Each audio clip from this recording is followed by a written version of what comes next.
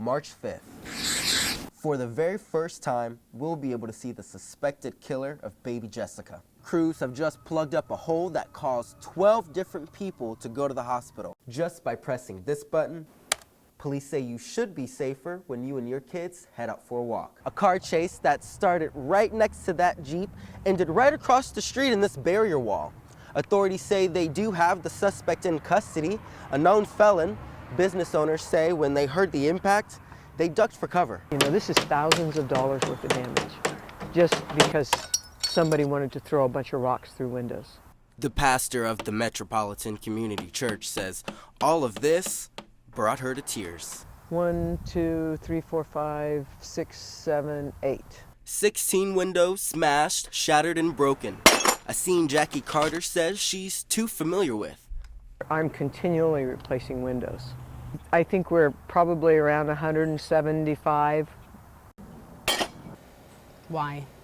Carter and her congregation welcomed the LGBT community, something that hasn't been well received by everyone.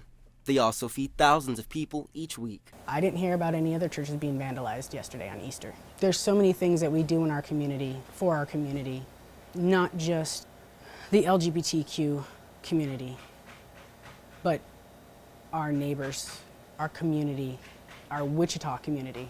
Carter says this won't stop them. She'll continue to follow her calling. We don't preach any kind of hate. All I preach is that God intended us to love one another. No matter what name we call God, we're supposed to just love each other and care for each other. Engulfed in flames, a North Wichita home lit up the night sky Tuesday morning. Nothing, clothes, shoes, furniture, beds, TVs, everything is gone. A home to a family of 7 on the 3500 block of North Park Place destroyed.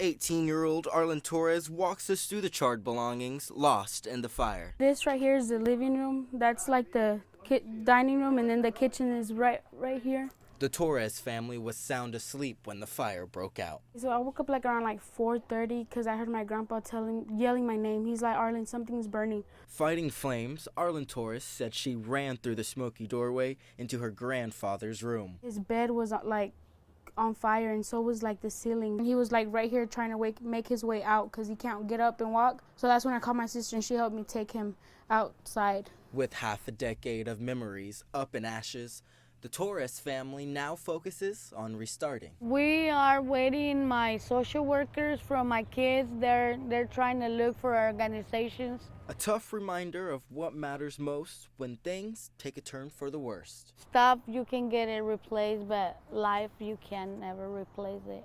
It was like I was part of the movie.